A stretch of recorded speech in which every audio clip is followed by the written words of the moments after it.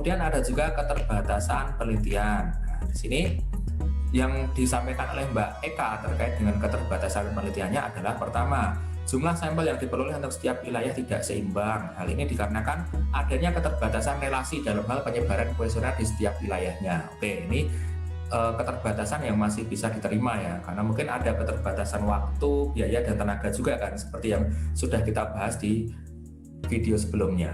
Kemudian pengumpulan data secara online melalui Google Formulir memberikan beberapa kendala seperti jawaban yang diberikan dalam menjawab kuesioner tidak sesuai dengan data yang dibutuhkan dalam karakteristik responden maupun dalam menjawab item pernyataan, serta tidak dapat dipastikan apakah responden yang mengisi kuesioner adalah benar karyawan sektor industri manufaktur di Solo Raya sesuai dengan sampel yang digunakan dalam penelitian ini. Nah, dari keterbatasan ini kita dapat memberikan saran khususnya terkait dengan saran untuk penelitian selanjutnya. Nah, saran ini dapat juga didasari oleh keterbatasan penelitian yang sudah Anda tuliskan tadi. Nah, misalnya di sini ada saran untuk penelitian selanjutnya diharapkan dapat menentukan jumlah sampel yang lebih seimbang untuk mewakili masing-masing wilayah. Kenapa? Tadi di keterbatasan penelitian disampaikan oleh penulis bahwa jumlah sampel di masing-masing wilayah itu tidak seimbang. Mungkin di Solo ada sekian, Sukoharjo sekian, Klaten sekian, kan ini area Solo Raya ya manufakturnya yang diteliti. Nah, itu mungkin terdapat jumlah sampel yang tidak seimbang. Mungkin yang terlalu dominan adalah di Sukoharjo atau di Wonogiri, dan seterusnya. Itu menjadikan keterbatasan sekaligus berpotensi untuk membuka peluang pada penelitian selanjutnya. Oleh karena itu, Mbak Eka selaku peneliti memberikan saran untuk menentukan jumlah sampel yang lebih seimbang untuk mewakili masing-masing wilayah. Misalkan ada 4 wilayah, Solo, Sukoharjo, kemudian Wonogiri, Boyolali. Nah, masing-masing ini katakanlah mau diambil 100 responden. Nah, berarti kan bisa saja Anda bagi secara seimbang. Misalkan untuk Solo ada 25%, kemudian untuk Boyolali, Wonogiri, dan seterusnya itu ada masing-masing 25%. Nah, itu kan jumlahnya seimbang, bisa mewakili masing-masing wilayah nanti harapannya. Kemudian saran berikutnya, penelitian selanjutnya diharapkan untuk lebih memperhatikan pendistribusian kuesioner kepada responden baik secara langsung maupun secara online. Nah, ini mengingat riset ini dilakukan dalam kondisi pandemi, berarti masih bisa dimaklumi alasan si peneliti ini melakukan pendistribusian kuesioner secara online, karena kan untuk mengantisipasi banyak hal. Kemudian di sini dari si peneliti memberikan saran untuk penelitian selanjutnya terkait dengan hal itu. Untuk memastikan jawaban yang diberikan oleh responden, sebaiknya penyebaran kuesioner diimbangi dengan wawancara maupun pertanyaan terbuka untuk mengetahui respon responden yang sesuai. Jadi nanti untuk studi kedepannya sebaiknya ada tambahan wawancara atau tambahan pertanyaan terbuka juga, supaya apa? Respon dari responden itu tanggapannya benar-benar sesuai dengan yang kita maksudkan dalam studi ini. Nah, kemudian setelah itu saran untuk perusahaan. Nah, ini contoh saran untuk hipotesis yang tidak didukung ini seperti ini. Apabila pengaruhnya langsung ke variabel dependen yang menjadi fokus utama dalam penelitian Anda. Misalkan dalam studi ini adalah pengaruh dari keterlibatan karyawan yang tidak didukung atau tidak signifikan pengaruhnya pada komitmen organisasional. Nah, di sini kalau bisa Anda kaitkan dengan indikator yang sudah Anda berikan di kuesionernya. Itu lebih aplikatif.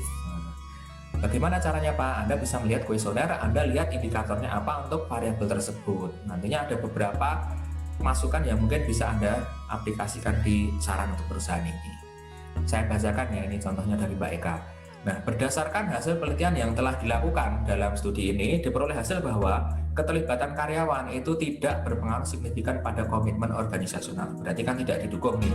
Nah, berarti sarannya apa? Keterlibatan karyawan tidak perlu menjadi pertimbangan ketika kita bicara terkait dengan peningkatan komitmen organisasional pada organisasi, khususnya untuk sektor manufaktur di kawasan Solo Raya. Kenapa? Kan hasilnya tidak didukung. Nah, ini menjadikan keterlibatan karyawan tidak perlu menjadi pertimbangan untuk meningkatkan komitmen organisasi. Supaya apa? Supaya perusahaan itu tidak terjadi pemborosan waktu, tenaga, dan biaya ketika dia hanya memfokuskan pada keterlibatan karyawan. Nah,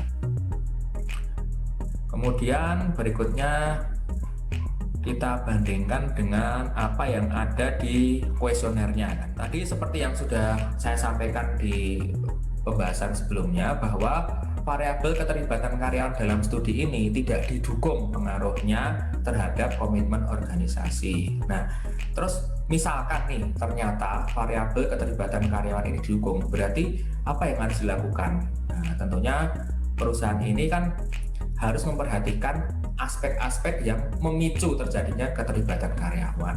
Kalau enggak gimana? Berarti tidak perlu Anda perhatikan apa yang menjadi aspek-aspek yang memicu keterlibatan karyawan ini. Nah, di sini kalau keterlibatannya rendah atau tidak berpengaruh signifikan seperti halnya dalam studi ini, mungkin motif utama mereka untuk berkomitmen di tempat kerja itu adalah murni karena upah atau gaji kan, bukan karena aspek-aspek keterlibatan karyawan. Jadi mereka itu tidak perlu dibuat menjadi bersemangat untuk melakukan pekerjaannya. Mereka itu juga tidak perlu diperhatikan terkait dengan lama bekerjanya. Kemudian mereka itu tidak perlu dinilai pekerjaan apa yang mereka lakukan itu penuh makna atau tidak, punya tujuan yang jelas atau tidak. Ini hal-hal yang sebenarnya penting, tapi ketika kita bicara konteks hasil penelitian ini yang ternyata tidak didukung, berarti ini hal-hal yang tidak perlu menjadi fokus utama dari manajer di sektor manufaktur tadi, khususnya di kawasan Solo Raya yang menjadi objek penelitian dalam studi ini. Nah, sebaliknya, variabel lingkungan kerja yang diartikan sebagai segala sesuatu yang dapat dilihat dan dirasakan karyawan dalam melakukan pekerjaannya, ternyata di studi ini didukung pengaruhnya. Berarti variabel lingkungan kerja itu sifatnya signifikan atau penting untuk meningkatkan komitmen karyawan. Nah, berarti apa yang harus dilakukan oleh manajer perusahaan? Dalam hal ini adalah HRD atau manajer SDM-nya. Pertama, dia harus memperhatikan kepuasan karyawan itu ketika berhubungan dengan ruang yang disediakan bagi mereka untuk bekerja. Berarti ruangnya itu harus membuat mereka puas. Bagaimana caranya supaya karyawan itu puas bekerja di sebuah ruangan di tempat kerjanya? Tempat kerjanya harus bersih. Ada ruang yang memadai antara si karyawan tersebut dengan rekan kerjanya. Berarti kan ruangannya itu tidak terlalu besar tapi juga tidak terlalu sempit sehingga membuat mereka itu tidak nyaman dalam beraktivitas ketika bekerja. Kemudian suasana kerja mereka mengharapkan relatif tenang, berarti tidak perlu yang banyak hingar-bingar. Mungkin bisa membuat ruang kerja itu bagaimana caranya supaya dibuat kedap suara, itu misalnya seperti itu. Kemudian secara keseluruhan lingkungan kerja yang menyenangkan dan enak dipandang itu penting buat mereka. Berarti kan penataan furniture, kemudian perabotan yang ada di situ, bagaimana caranya didesain sedemikian rupa supaya menimbulkan kesan yang menyenangkan dan enak dipandang oleh karyawan. Kenapa? Itu merupakan salah satu aspek yang dipertimbangkan oleh karyawan ketika mereka memutuskan untuk berkomitmen terhadap suatu perusahaan berdasarkan hasil penelitian ini.